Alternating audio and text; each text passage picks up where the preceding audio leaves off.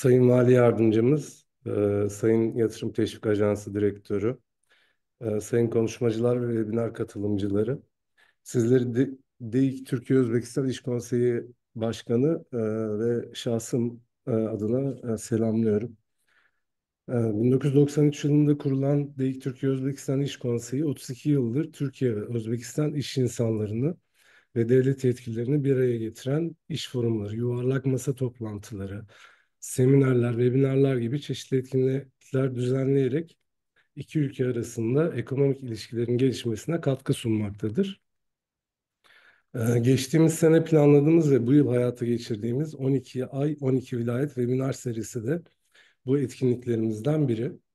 Bu webinarlar ile Özbekistan bölgelerinin iş ve yatırım potansiyelini Türk iş insanlarına tanıtmayı amaçlıyoruz. Bu yılın başından itibaren firma veya birlik olarak Türkiye heyetlerinin Özbekistan'a geldiğine şahit oluyoruz. Ee, Dün Türk Dünyası Mühendisler ve Mimarlar Birliği'nin Semerkant'ta düzenlediği Türk Dünyası Şehircilik Kurultayı'na konuşmacı olarak katıldım. Bu ilgide geçen sene Cumhurbaşkanlarımızın katılımıyla Ankara'da gerçekleştirdiğimiz Türkiye-Özbekistan İş Forumu ve Yuvarlak Masa toplantısının etkili olduğuna inanıyorum. Türkiye-Özbekistan ikili ticareti yıldan yıla artış gösteriyor. 2016 yılında 1,3 milyar dolar olan ticaret hacmimiz 2024 yılında 3,4 milyar dolar olarak gerçekleşti. Türkiye, Özbekistan'ın en çok ihracat yaptığı 4, en çok ithalat yaptığı 3. ülke konumunda. Türkiye-Özbekistan İş Konseyi ve Türk İş Dünyası temsilcileri olarak bu rakamları birlikte arttırmak için daha çok çalışacağımıza inanıyorum.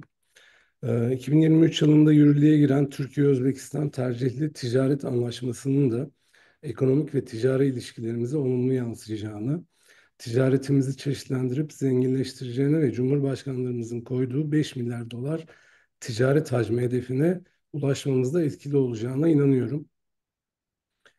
Ticaretin yanı sıra yatırımlar da karşılıklı ekonomik ilişkilerin gelişiminde önemli rol oynuyor. Ee, Özbekistan'a 2004 yılında gerçekleştirilen doğrudan yabancı yatırımın %7'sini Türk firmaları gerçekleştirmiştir. Özbekistan'da yabancı sermaye ile kurulmuş işletme sayısı ise 1 Ocak 2025 verilerine göre 14.871 olup 2024 yılında bahsi konu işletmelerin sayısında %5,8'lik bir artış meydana gelmiştir. 1826 işletme ile Türkiye, Çin ve Rusya'yı takiben 3. sıradadır. Bizler de Türkiye-Özbekistan İş Konseyi olarak Türk iş insanının ufkunu genişletmek için Özbekistan'ın farklı bölgelerinin kendini tanıtmasına imkan sunuyor. Webinar serimiz ile Ocak ayında Buhara vilayetine, bugün de Harizm vilayetini konu ediyoruz. Ee, Harizm Bölge Valisi Sayın Cürabek Rahimov geçen sene İstanbul'da DİK ofisimizde ağırlamıştık.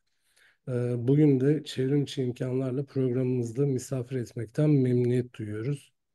Webinarımızın tüm katılımcılarımız için verimli geçmesini diler. Dinlediğiniz için teşekkür ediyorum. Teşekkürler başkanım. Şimdi yardımcımıza söz vereceğim. Bölgesel Yatırım ve Dış Ticaret Daire Başkanı Sayın Anvar Davletova sunumunu gerçekleştirmek üzere söz veriyorum. Buyurun Anvar Bey.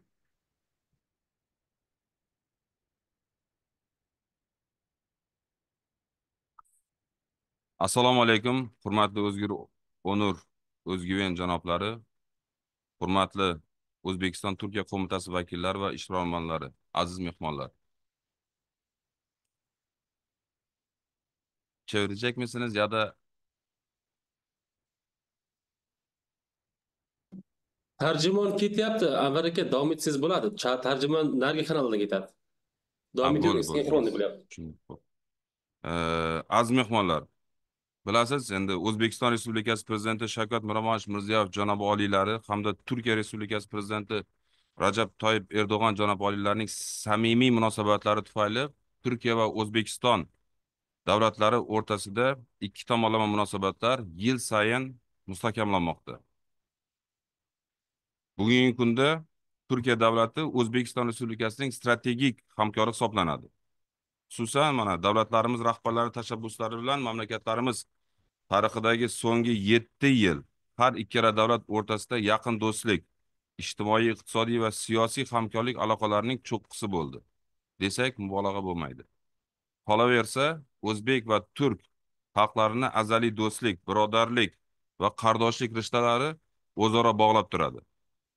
Har ikki xalq ham turkiy tilda so'zlashuvchi xalq bo'lib, ularning madaniyati, dini va urf-odatlari bir-biriga juda ham yaqin. Bugungi 12 oy 12 viloyat dasturi doirasida o'sha O'zbekiston Turkiya biznes qo'mitasi rahbariyati hamda yirik kompaniyalarning vakillari bilan uchrashish imkoniyati yaratilganidan juda xursandmiz. Ishonamanki, ushbu uchrashuv yangi hamkorlikni yo'lga qo'yish uchun muhim qadamlardan birisi sifatida xizmat qiladi. Hozirgina mana O'znur janoblari aytib o'tganlaridek, bizning Xorazm viloyati hokimi boshchiligidagi delegatsiya 2024-yil o'sha iyul oyida Turkiya davlatiga xizmat safarida bo'lib o'tdi va u yerda o'sha DEIK bilan birgalikda biz tadbirkorlik subyektlari bilan uchrashuvlar o'tkazdik va bir qator kelishuvlarga, manfaatli kelishuvlarga erishdik. Ruxsat bersangiz, men Xorazm viloyati haqida qisqacha prezentatsiyamizni taqdimot qilsam, undan oldin qisqacha videoni qo'yib o'tsam.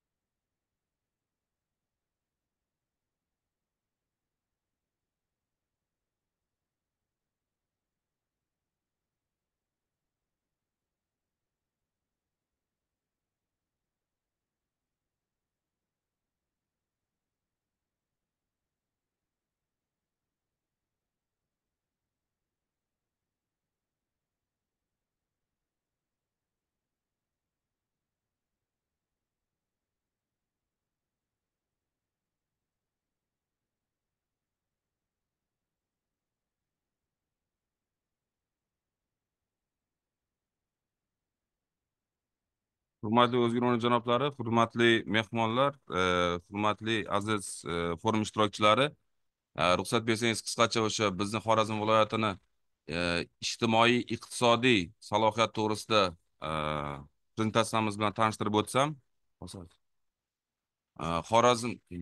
Xorazm viloyati O'zbekiston Respublikasini Turkmaniston bilan chegaradosh, Qoraqalpog'iston Respublikasi bilan va Buxoro viloyatlari bilan chegaradosh viloyat hisoblanadi va 2 million aholiga ega.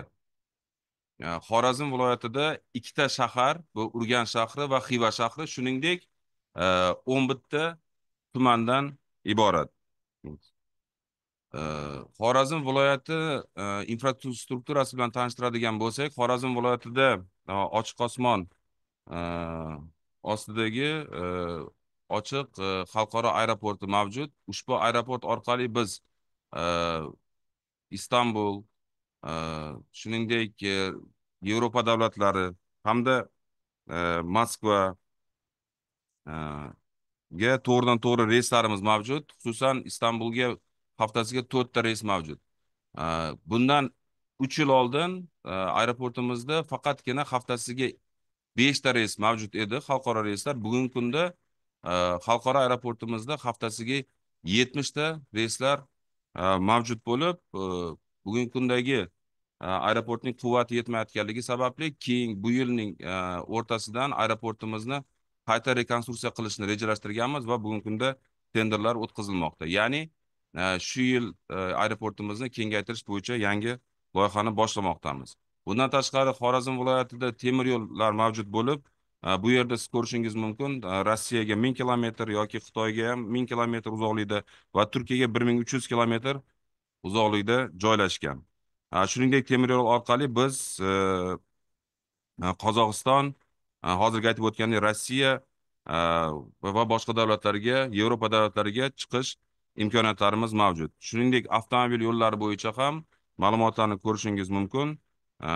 Bu yerda biz Xitoygacha va Yevropagacha, Rossiya davlatlariga, Qozog'istonga chiqishimiz imkoniyatlari mavjud. Xorazm viloyati Toshkent shahridan, ya'ni O'zbekiston Respublikasining poytaxtidan 1000 kilometr uzoqlikda joylashgan bo'lishiga qaramasdan, biz Yevropa davlatlari, chegaradosh Turkmaniston Respublikasi orqali Eron va Kaspiy dengiziga chiqish imkoniyatlarimiz mavjud. Shuningdek, Rossiya orqali boshqa davlatlarga ham mahsulotlarimiz eksport qilish imkoniyatlarimiz mavjud hisoblanadi. Shu sababli Xorazm viloyatiga tashrif buyurayotgan, ya'ni kelayotgan investorlarimiz nafaqat O'zbekiston Respublikasining ichki bozorini, balki qo'shni davlatlar, O'rta Osiyodagi va Yevropa davlatlarini ham hisobga olishadi.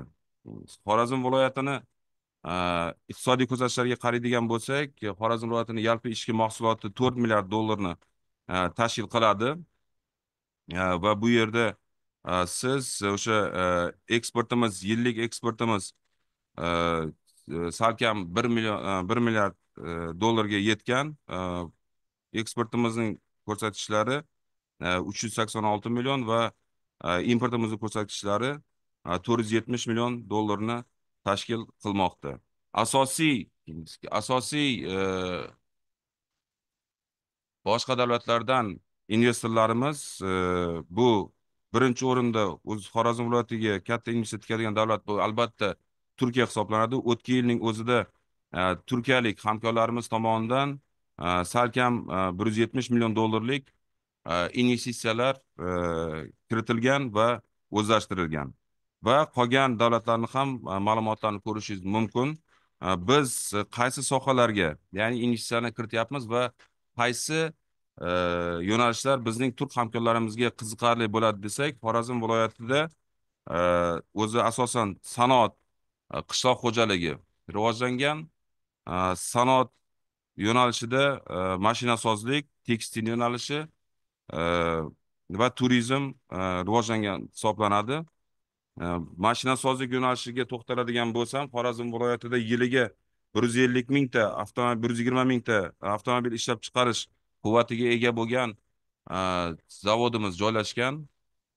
Ushbu zavodimizda ikkita turdagi avtomobillar, ya'ni Damas va Labo rusumidagi Chevrolet markali avtomobillar ishlab chiqarilmoqda. Ushbu yo'nalishda agar tadbirkorlik subyektlariga qiziqarli bo'ladigan bo'lsa, bugungi kunda ishlab chiqariladigan avtomobillarning 60% mahalliylashtirilgan, qolgan 40%ni mahalliylashtirish imkoniyatlari mavjud. Ya'ni tadbirkorlarimiz tomonidan avtomobil detallarini ishlab chiqarishga qiziqish bildirilsa, ularga yangi loyihalarni taqdim qilishimiz mumkin bo'ladi. Xususan mana yaqinda erkin iqtisodiy zonamizning hududi kengaytirilib, o'sha avtomobil zavodining yonida erkin iqtisodiy zona tashkil qilingan bo'lib, yangi tashkil qilinadigan loyihalarni biz o'sha erkin iqtisodiy zonada joylashgan yer maydonlaridan yer ajratish imkoniyatlarimiz mavjud hisoblanadi. Ushbu yo'nalishda va boshqa yo'nalishlarda amalga oshiriladigan loyihalar bo'yicha alohida prezentatsiyalarimiz mavjud bo'lib, biz elchixonamiz orqali barcha tadbirkorlarga yetkazamiz. Shuningdek, Xorazm viloyati tekstil sohasida ilg'or viloyatlardan birisi hisoblanadi. Ya'ni yiliga Xorazm viloyatida 300 ming tonnadan ortiq, ya'ni 320, o'tgan yilning o'zida 323 ming tonna paxta yetishtirilgan. Yetishtirilgan paxtaning endi 110 ming tonnasi tola hisoblanadi va bugungi kunda ushbu yo'nalishda 1337 ta korxonalarimiz faoliyat yuritmoqda. Albatta, agar tekstil sohasiga qiziqadigan tadbirkorlarimiz bo'lsa, ularga biz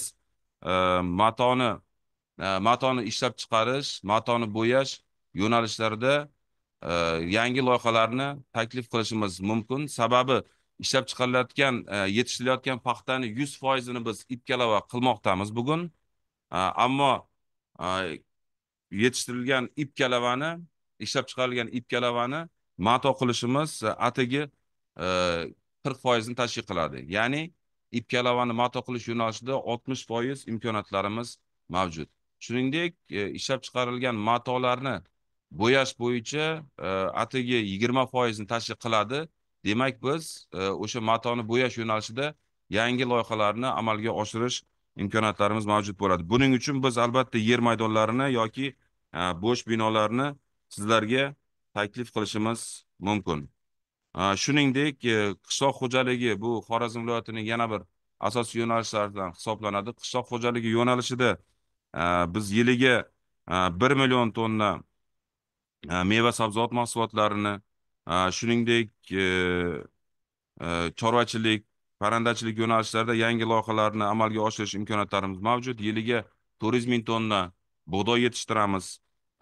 Shuningdek, baliq yetishtirish bo'yicha Xorazm viloyati O'zbekiston Respublikasida ilg'or viloyatlardan hisoblanib, O'zbekiston Respublikasining 30% balig'i Xorazm viloyatida yetishtiriladi. Bundan tashqari, Xorazm viloyati o'zining guruch yetishtirish bilan O'zbekistonda mashhur hisoblanadi va o'zining alohida brendiga ega guruch bo'yicha.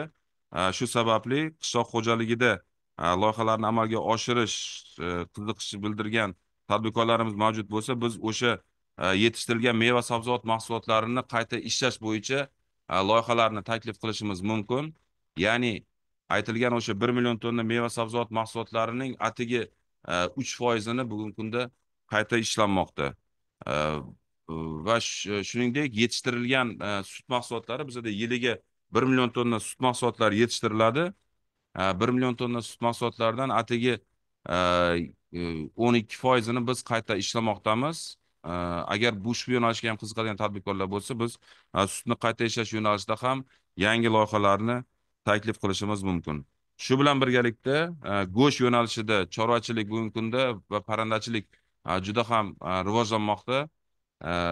Mana yaqinda muhtaram prezidentimiz tomonidan parrandachilikni rivojlantirish bo'yicha, Xorazm viloyati parrandachilikni rivojlantirish bo'yicha alohida topshiriqlar berilgan. Biz parranda sanoat uyushmasi bilan birgalikda yaqinda Turkiyada xizmat safarida bo'lib, Turkiyaning tajribasi asosida parrandachilik yo'nalishida go'sht mahsulotlarini yetishtirish bo'yicha 100 million dollarlik loyihani boshlamoqdamiz. Ushbu loyihamiz Xorazm viloyatida yil yakunigacha amalga oshiriladi. Ya'ni yiliga biz 5 million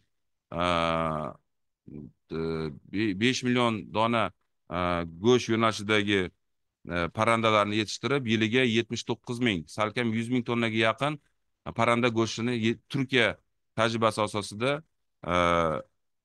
parranda go'shtlarini yetishtiramiz. Bu ham albatta o'sha parrandachilik, chorvachilik yoki o'sha meva sabzavotchilik yo'nalishidagi qishloq xo'jaligida yo'nalishidagi tadbirkorlik subyektlari uchun qiziqarli bo'lishi mumkin. Shuningdek, boya aytib o'tganimizdek, Xorazm viloyati o'zining turizmi bilan juda ham mashhur. Viloyatimizda Xiva shahri joylashgan bo'lib, Xiva shahri o'zining 3000 yillik tarixiga ega hisoblanadi. Yaqinda muhtaram prezidentimizning tashabbusi bilan Xiva shahrining o'zida yangi loyiha, 150 million dollarga yangi loyiha amalga oshirildi. Ushbu loyiha amalga oshirilishi hisobiga 27 gektar maydonda yangi kompleks yaratildi. Ya'ni mehmonxonalar, restoranlar, ko'ngilochar maskanlar tashkil qilindi. Shuningdek, bugungi kundagi turizmning rivojlanishi sababli yiliga bizaga 2 milliondan ortiq xorijiy turistlar tashrif buyurmoqda. Tashrif buyurayotgan turistlar uchun yetarli mehmonxonalarimiz mavjud emas. Shu sababli biz o'sha mehmonxona yo'nalishida, turizm yo'nalishidagi mehmonxonalarni tashkil qilish yo'nalishida tadbirkorlik subyektlariga loyihalarni taklif qilamiz. Turkiyalik hamkorlarimiz bilan 2 yil oldin Qutlug' Feti ismli hamkorimiz bilan birgalikda Xorazm viloyati Urganch shahrida 10 million dollar investitsiya kiritish hisobiga 4 yulduzli yangi mehmonxona tashkil qilingan va bugungi kunda samarali faoliyatini yuritib kelmoqda. Biz turkiyalik hamkorlarimizga o'sha mehmonxonalar, ko'ngilochar maskanlarni restoranlar, ya'ni turk restoranlarini tashkil qilish yo'nalishida ham yangi loyihalarni taklif qilishimiz mumkin. Bundan tashqari muhtaram prezidentimiz topshirig'iga asosan yana ikkita Xorazm viloyatida ikkita turistik kompleks tashkil qilinadi. Bu ushbu turistik komplekslarning har bittasini qiymati $100 million atrofida bo'ladi. Bugungi kunda o'sha yer tanlash ishlari amalga oshirilmoqda. Agar qiziqish bildiriladigan bo'lsa, tadbirkorlik subyektlari ushbu loyihada ishtirok etish imkoniyatlari mavjud. Keyingisini Xorazm viloyatidagi erkin, ya'ni tadbirkorlik subyektlariga yaratilgan imkoniyatlar bo'yicha to'xtaladigan bo'lsak, bizda erkin iqtisodiy zona, kichik sanoat zonalari mavjud. Ya'ni 400 gektar maydonda erkin iqtisodiy zonamiz va 32 ta kichik sanoat zonalarimiz faoliyat yuritib kelmoqda. Erkin iqtisodiy zonada tadbirkorlik subyektlariga soliq imtiyozlari, ya'ni mol mulk, yer soliqlari nol stavkada kiritilgan investitsiya miqdoridan kelib chiqib taqdim qilinadi. Shuningdek, bojxona imtiyozlari ham qo'llaniladi. Bundan tashqari kichik sanoat zonalarimiz aytib o'tgandek mavjud bo'lib, kichik sanoat zonalarida biz tadbirkorlik subyektlariga yer maydonlaridan tashqari yana bo'sh binolarni ham taqdim qilishimiz mumkin. Ya'ni taqdim qilinayotgan bo'sh binolarning qiymati sotib olingan taqdirda 5 yilgacha bo'lib to'lash sharti bilan xorijiy investorlarimizga taqdim qilinadi. Shuningdek, agar xorijiy investorlarimiz tomonidan yer maydonlari sotib olinadigan bo'lsa, ushbu yer maydonlarining narxlarini ham 5 yil davomida bo'lib to'lash imkoniyatlari mavjud bo'ladi. Muhtaram prezidentimizning Xorazm viloyatida yana qo'shimcha imtiyozlarni taqdim qilgan, ya'ni erkin iqtisodiy zonalarda loyiha amalga oshirmoqchi bo'lgan turkiyalik hamkorlarimiz uchun yer maydonlari auksionsiz, ya'ni to'g'ridan to'g'ri berish imkoniyati yaratildi. Albatta, ushbu imkoniyatlardan foydalanish istagida bo'lgan tadbirkorlik subyektlarimizga biz hokimiyat tomonidan barcha shart-sharoitlarni yaratib beramiz. Ya'ni o'sha kommunikatsiya, elektr energiya, gaz, svet, suv, barcha kommunikatsiya tarmoqlarini o'sha loyiha amalga oshiriladigan hududgacha o'zlarimiz davlat tomonidan o'tkazib berilishini ta'minlaymiz. Keyingisi. Hurmatli tadbirkorlar, endi Xorazm viloyatida bugungi kunda 78 ta, undan keyingisi 78 ta davlatlar bilan vizasiz, O'zbekiston Respublikasida 78 ta davlatlar bilan vizasiz rejim tashkil qilingan bo'lib, albatta bilasizlar, Xorazm viloyati ham Turkiya Respublikasi bilan ham ushbu rejim ishlamoqda. Ya'ni yangi tadbirkorlarimiz, hamkorlarimiz agar Xorazm viloyatiga kelish istagida bo'lsa, vizasiz bizga kelish mumkin bo'ladi. Hurmatli tadbirkorlar, yana shuni aytib o'tmoqchi edimki, Xorazm viloyati bizani laqchamiz bor, xorazmcha laqchamiz. Xorazmcha laqchamiz bu Turkiya tiliga juda ham o'xshaydi.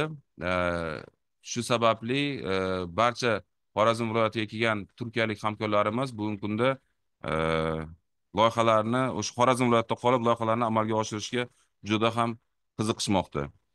Bundan tashqari, muhtaram prezidentimiz tomonidan alohida tadbirkorlik subyektlariga imtiyozlar yaratilgan, ya'ni o'sha elektrotexnika, farmatsevtika yoki kimyo yo'nalishida yangi loyihalarni amalga oshirmoqchi bo'lgan tadbirkorlarimizga alohida sanoat zonalari tashkil qilingan viloyatimizda. Ushbu sanoat zonalarida ham biz tadbirkorlik subyektlarimizga soliq va bojxona imtiyozlarini taqdim qilish imkoniyatlarimiz mavjud. Agarda tadbirkorlar tomonidan qanaqadir savollar bo'ladigan bo'lsa, men o'sha barcha savollarga javob berishga tayyorman. E'tiboringiz uchun katta rahmat.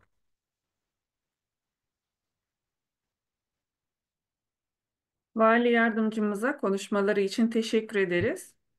Webinarımıza sonradan katılanlar için hatırlatma yapmak istiyorum. Webinarımızda Türkçe-Özbekçe çeviri hizmeti sunulmaktadır. Türkçe için aşağıdaki menüden Türkçe seçeneğini, Özbekçe için İngilizce seçeneğini seçmeniz gerekiyor. Sorularınız için de Q&A bölümüne sorularınızı yazabilirsiniz. Webinarın sonunda soru cevap bölümünde sorularınızı cevaplamaya çalışacağız. Bugünkü webinarımızın bir önemli konuşmacısı daha var. Özbekistan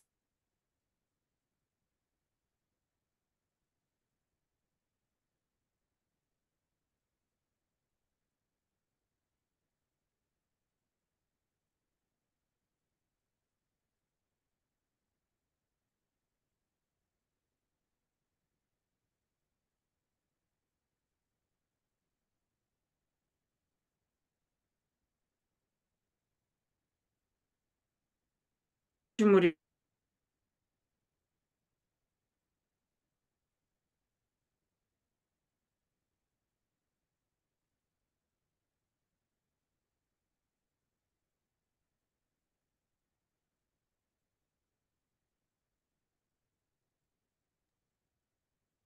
Evet, Glenn Hanım internetinde problem oldu sanırım. Ee, Özbekistan Yatırım Bakanlığı'nda Mansur Can Bey bugün bizle birlikte. Onun da aktaracağı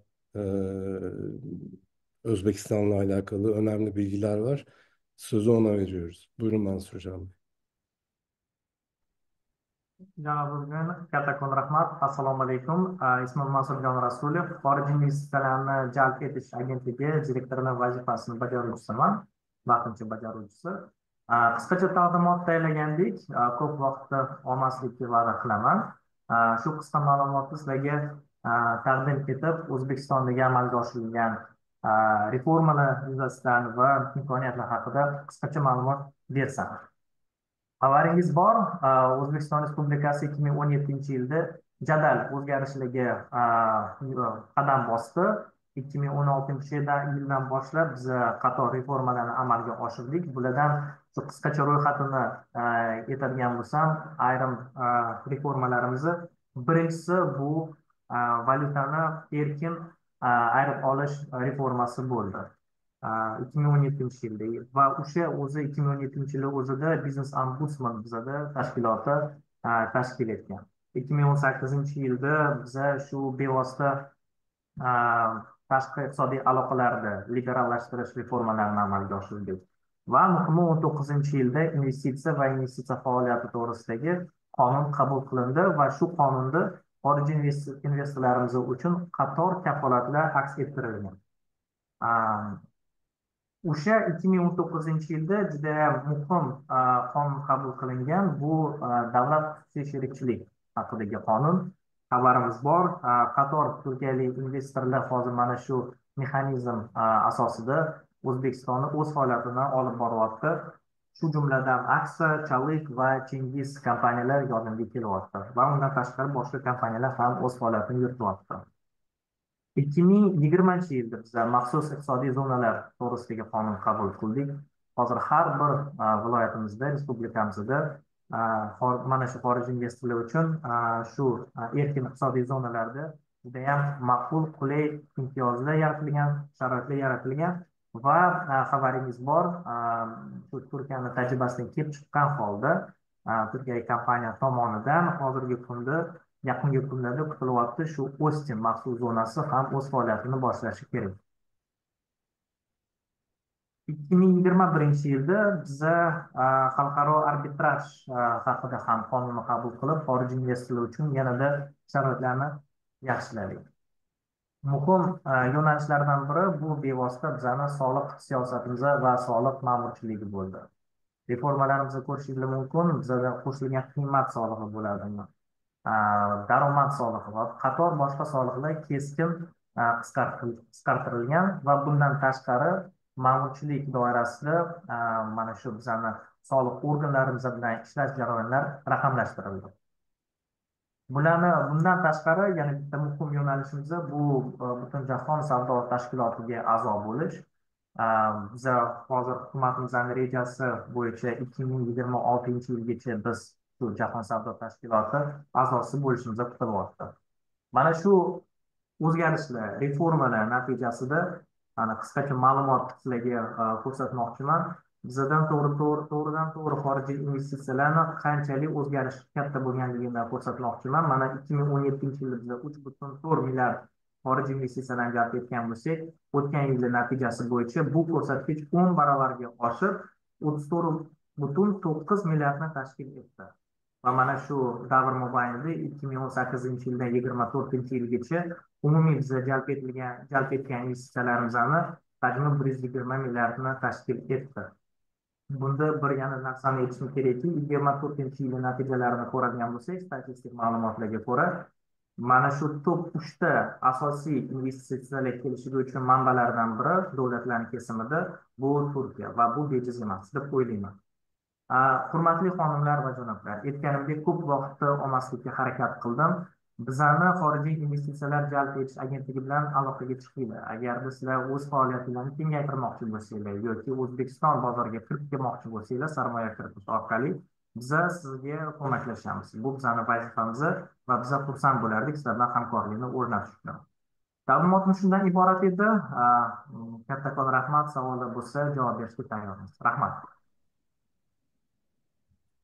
Mansurjon Bey, aktardığınız bilgiler için çok teşekkür ederiz. Şimdi ise bölgede yatırımı bulunan bir firmanın tecrübelerini dinleyeceğiz. Sözü Odaş Elektrik Üretim Grubu Başkanı Sayın Ahmet Can'a veriyorum. Buyurun Ahmet Bey. Herkese merhabalar. Sayın Vali Yardımcım, değerli yetkililer, kıymetli iş insanları ve katılımcılar.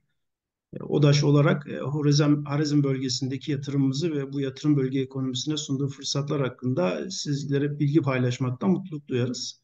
Bu buluşmayı gerçekleştiren DEİK Türkiye-Özbekistan İş Konseyi'ne de teşekkür ederiz. Odaş olarak yurt dışı yatırım stratejilerimiz kapsamında enerji alanında güçlü ve sürdürülebilir projeler geliştiriyor. Faaliyet gösterdiğimiz coğrafyalarda ekonomik kalkınmaya destek sunacak yatırımlar gerçekleştiriyoruz. Bu kapsamda uluslararası alandaki ilk yatırımımızı Harizm bölgesindeki 174 megawatt kurulu gücündeki sahip doğalgaz kombine çevrim santrali ile beraber hayata geçirdik.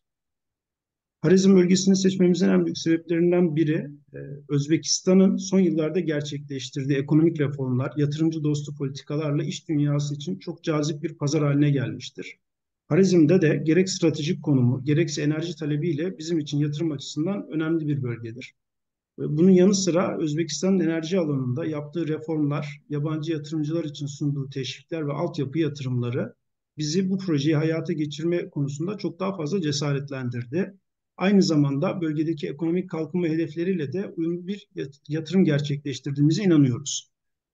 Eylül 2021'de inşaatına başladığımız tesisi 6 ay gibi rekor bir sürede ilk aşamasını devreye aldık. Bu devreye alma aşamasında da özellikle hem bölgedeki hem merkezi resmi kurumların desteğinin çok büyük bir faydası oldu. Bu sayede de bugüne kadar 1000 gigawatt saatin üzerinde bir elektrik üretimi gerçekleştirdik. Toplam projemizin yatırım maliyeti 100 milyon doların üzerinde. Ve proje için ilk etapta Enerji Bakanlığı'na bağlı NEBU'yla 25 yıllık bir enerji alım sözleşmesi, PPA anlaşması imzaladık. Ve 2023 yılına kadar da peyderpey devreye alarak nihai ticari kabullerimizi gerçekleştirdik ve şu anda da elektrik üretimimize devam ediyoruz.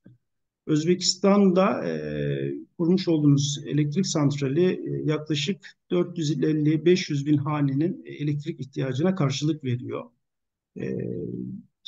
Santralimiz sadece bölgede enerji arzına katkı sağlamanın dışında da birçok açıdan da ilki temsil ediyor. Harizm bölgesinde bir özel teşebbüs, özel yatırımcı tarafından yapılan en büyük elektrik santrali. Yurt içinde yani bütün Özbekistan'da özel bir yatırımcı tarafından kurularak devreye alınan ikinci elektrik santrali. Sözleşme imzalandıktan sonra yani başkanlık onayı çıktıktan sonra da en hızlı devreye giren elektrik tesislerinden bir tanesi. Bu özellikleriyle sadece enerji üretimi açısından da değil, aynı zamanda hem teknoloji hem de yatırım açısından da önemli bir örnek teşkil eden bir santral. Ayrıca halihazırda bölgede faaliyet gösteren mevcut eski termik santrallerin verimlilikleri, doğalgaz santralleri için söylüyorum bunu, %30-35 bantlarında. Yeni bizim kurduğumuz tesisle beraber bizim tesisimizin verimliliği %49'da. Bu da özellikle doğalgaz arzı için, doğalgaz talebi için çok önemli, çok ciddi ülkeye ve bölgeye bir katkı sunuyor. Bu şekilde verimliliği arttırarak Özbekistan'ın yıllık 70 milyar kilowatt saate yakın bir enerji tüketimi var. Burada da ODAŞ'ın bu talebe karşı çok ciddi bir katkısı oluyor. E, Çalışmalarımızı, tesisimizi yaparken de ilk günden itibaren hep bölgenin enerji az gönüllülüğü ve verimlilik odaklı olarak bir yaklaşımda sürdürdük. Yüksek verimli teknolojiye sahip santralimiz ile sadece enerji arzına katkı sağlamakla da kalmadık. Aynı zamanda bölgede ciddi bir istihdam oluşturarak ekonomiye de destek sunduk. Şu anda da halihazırda toplam çalışanlarımızın %80'i bölgedeki vatandaşlarımızdan oluşuyor. Enerji sektörü Özbekistan'da çok hızlı büyüyen ve yabancı yatırımlar için de stratejik fırsatlar sunan çok kritik bir alan. Hızlı endüstriyelleşme, artan enerji ihtiyacı ve reform süreci bu sektörde çok ciddi fırsatlar doğuruyor. Biz de bu fırsatlardan bir parçası olarak Özbekistan'daki uzun vadeli varlığımızı sürdürerek bölgedeki enerji altyapısını güçlendirmeye, büyüyen ekonomiye katkı sunmaya inşallah devam edeceğiz. Türkiye ve Özbekistan arasındaki bu güçlü işbirliğinin önümüzdeki dönemde de daha da derinleşeceğine inanıyoruz. Bu süreçte ODAŞ olarak her türlü desteğe hazır olduğumuzu da vurgulamak isteriz. Hepinize beni dinlediğiniz için teşekkür eder, saygılarımı sunarım. Çok teşekkürler Ahmet Bey aktardığınız bilgiler için. Tüm konuşmacılarımıza ayrıca teşekkür ederim. Şimdi webinarımızın soru cevap bölümüne geçiyoruz. Dinleyiciler sorularını menüde aşağıda Q&A soru cevap bölümüne yazabilirler. Biz de sorularınızı cevaplamaya çalışacağız. Sorular bölümünü yönetmek üzere sözü İş Konseyi Başkanımız Sayın Özgür Onur Özgüven'e bırakıyorum.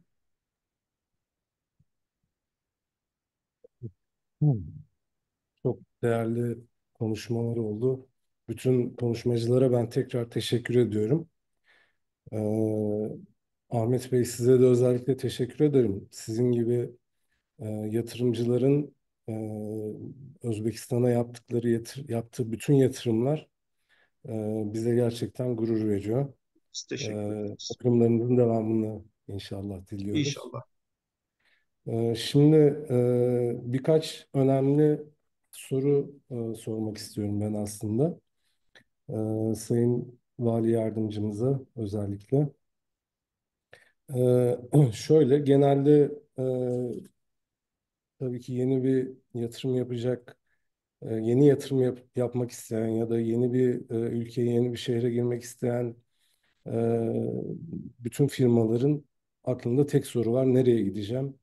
İşte nereyle görüşeceğim gibi. Mesela yeni bir yatırımcı e, valiliğe geldiğinde kimle görüşebilir? Nasıl bir yol izleyebilir? Haklarını nasıl öğrenebilir? Yatırım yaparken ya da yatırım yapacağı alanla ilgili nasıl bilgi alabilir? Bununla ilgili bize bir özet cevap verebilir mi Sayın Vali Yardımcımız? Teşekkür ederim Özgür Bey. Özgür Bey, bu sorunuza böyle cevap veririm. Ben Sayın Valinin yatırım ile ilgili yardımcısıyım.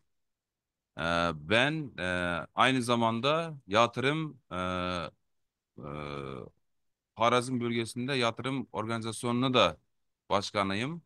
Demek benim şimdi elimde şimdi yaklaşık 40 adam çalışıyor. Hepimiz sadece de yatırım ile ilgili çalışıyoruz. Buna göre geldiği iş adamları direkt beni yanıma gelseler, ben ile konuşsalar her zaman ilişkimiz açık. Ben ne bilgiler gerek olsa her bilgini biz ekibimiz ile veririz. Hiç sorun olmaz. Ben de bilgilerimi şimdi burada chat olsa orada gönderirim. Direkt benim numaram var, WhatsApp'ımda var. WhatsApp'ımda konuşabiliriz. Geldiğinden önce de. Söylediğim gibi haftasına şimdilik Türkiye'nin İstanbul'dan 4 uçakımız var. Direkt uçakımız var. Ürgen şehrine. Oraya gelebilirler. Oradan bana söyleseler biz ekibimizde ayarlarız. Burada gördüğümüzde memnun oluruz. Evet, o zaman sohbet bölümünde iletişim bilgilerinizi paylaşırsanız e, gelen yatırımcılar en azından size ulaşmakta zorluk yaşamaz. Teşekkür ediyorum. Teşekkür ederiz. Şimdi paylaşalım. Aynen. Teşekkürler. Şimdi tabii Adam. dünyanın genel sorunu enerji. Enerji ihtiyacı gerçekten çok fazla. Ee, Özbekistan da bu konuyla ilgili ciddi yatırımlar yapıyor. Ciddi yatırım da planlıyor aslında. Hem PPA projeleri olsun hem işte yenilenebilir enerji vesaire. Ee, Hani birinci sorum yine Sayın Vali Yardımcımıza. Hatta Mansur Can Bey de bu bilgiler varsa aslında onu da paylaşabilir. O da cevaplayabilir. Yenilenebilir enerji ve bununla birlikte aslında önemli bir ihtiyaç olan enerji depolaması. Bununla ilgili Harizm'de ve Özbekistan'daki çalışmalarla ilgili bir bilgi alabilir miyiz?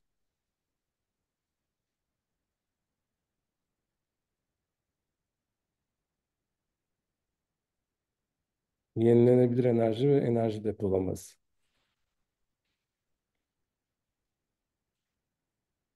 Mansur aka siz javob berasizmi ilm nima qilaymi? Boshlab bersangiz biza qo'shimcha qilamiz.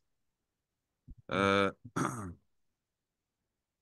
Özgür Bey, enerji sektöründe şimdilik yeni projelerimiz var. Hangi yeni projelerimiz? Bu şimdilik Cumhurbaşkanı'nın e, görevi, görevi ile Harazm bölgesinde mikro ve de mini GES diyoruz. GES nasıl olur? Ahmet Bey, GES nasıl olurdu? E, Solar, güneş santrali. Yok, solar Yok, değil. baraj. HES, Evet. hidroelektrik santrali. Yes, hidroelektrik stansı. Evet. Ee, Yapacak isteyecekleri olsa şimdilik Harazm bölgesinde 200 tane yerimiz var. 200 tane tayin yerlerimiz var. Orada böyle elektrikçi projelerini yapsa da olur. Bundan da son Ahmet Bey söylediği gibi solar projelerinde yapsa olur. Evet ama PPA projelerini Ahmet Bey konuştuğu gibi bunu Enerji Bakanlığı ile konuşmak lazım olur ve de oradan da izin almak lazım olur. Ama bu hidroelektrik stansiyalar ile ilgili sadece de Harazm bölgesinde Sayın Valimizin izniyle yapabilirsiniz burada.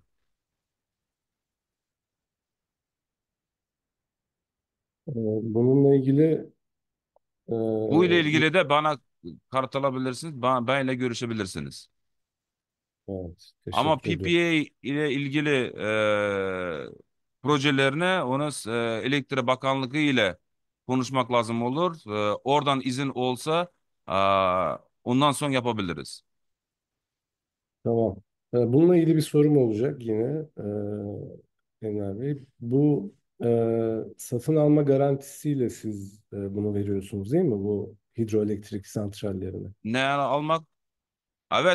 Evet. Satın almak. Satın alma garantisiyle. Evet. Tamam. Teşekkür ederim.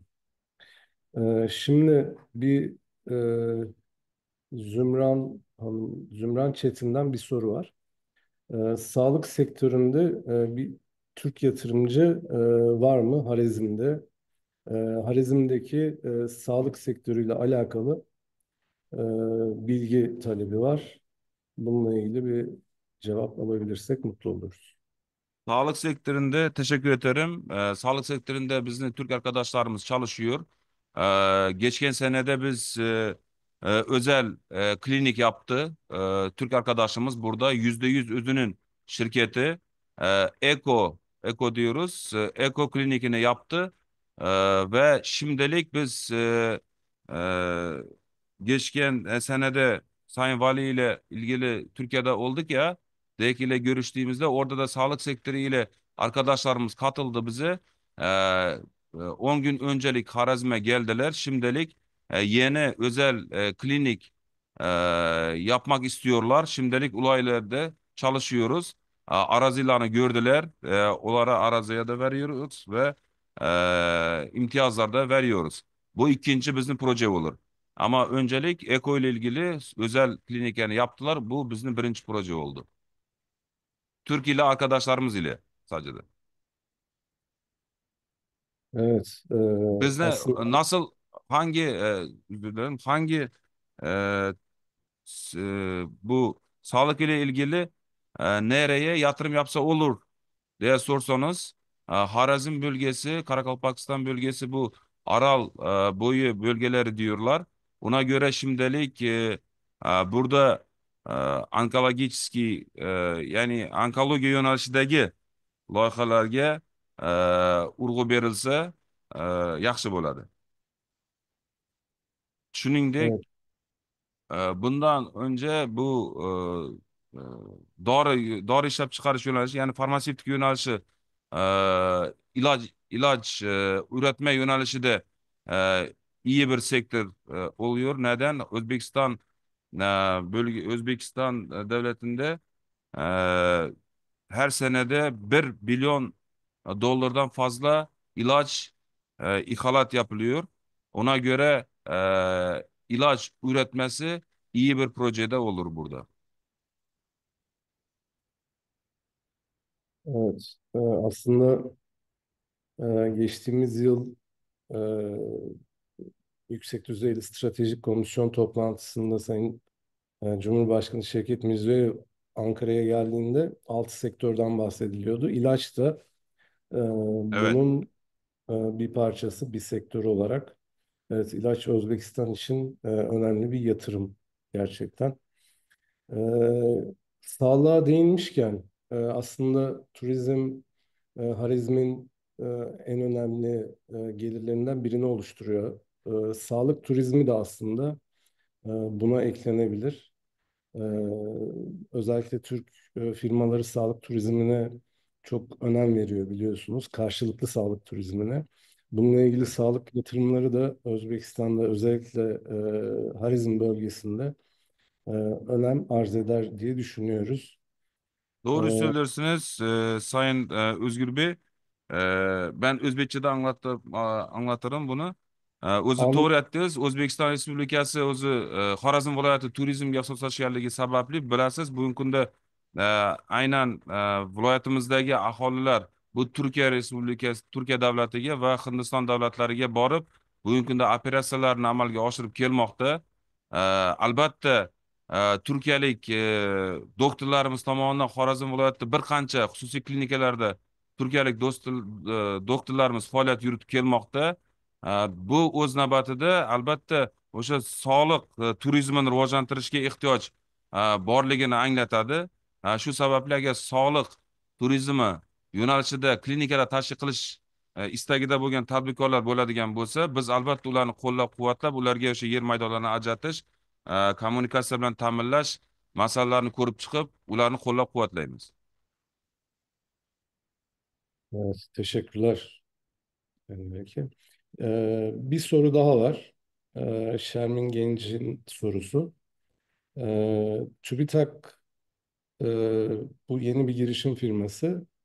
TÜBİTAK projeleri kapsamında Özbekistan ile tarım ve hayvancılık projeleri ile kim ya da kimlerle iletişime geçebiliriz diyor. Bunu aslında Mansur Can Bey'in cevaplaması daha doğru olacaktır. Genel bir soru çünkü. Ee, Tarım ve hayvancılık projeleriyle ilgili kim ya da kimlerle iletişime geçebiliriz? Sorumuz bu. Savolingiz uchun rahmat. Bizada asosiy tashkilot bu yo'nalishda ishlaydigan bu bizning qishloq xo'jaligi vazirligimiz bo'ladi. Ammo biza xorijiy investitsiyalarni jalb etish agentligi bo'lib turib, biza nima qilishimiz mumkinki, shu kompaniya biza bilan aloqaga chiqadigan bo'lsa, ulardan hamma ma'lumotni olib, bizani bazamiz bor, loyihalarni. Shu loyihalarni bazasidan ularga to'g'ri keladigan, ularni talablariga javob beradigan loyihalarni aniqlashtirib, ularga taqdim etishimiz mumkin. Va bevosita chorvachilik haqida gapiradigan bo'lsak, nafaqat bu qoramolni yetishtirish, balki naslchilik sohasida ham bir loyihalarni o'ylab chiqishimiz mumkin. Shu jumladan bu yem bazasini ham yetishtirish ichiga kiritiladigan bo'lsa, bir kompleks juda ham chiroyli loyiha qilishimiz mumkin. Chunki shu kompaniyaga man taklif etaman, biza bilan aloqaga chiqsa, man hozir o'z kontaktlarimni, emallarimni chatga jo'natib qo'yaman. Biza xursand bo'lamiz ular bilan shu loyihalarni amalga oshirishga. Evet, teşekkürler. Şermin, bu konuda e, şöyle bir yardım da olabilir size aslında. Özbekistan Ticaret Müşavirimiz gerçekten hani hem her konuya e, hem de iletişim anlamında da fazlasıyla yeterli olduğu için Maşrap Bey'in size bu konuda çok ciddi faydası olacağını düşünüyoruz. Ee, Maşrap Bey, söylemek istediğiniz bir şey var mı bu konuyla ilgili?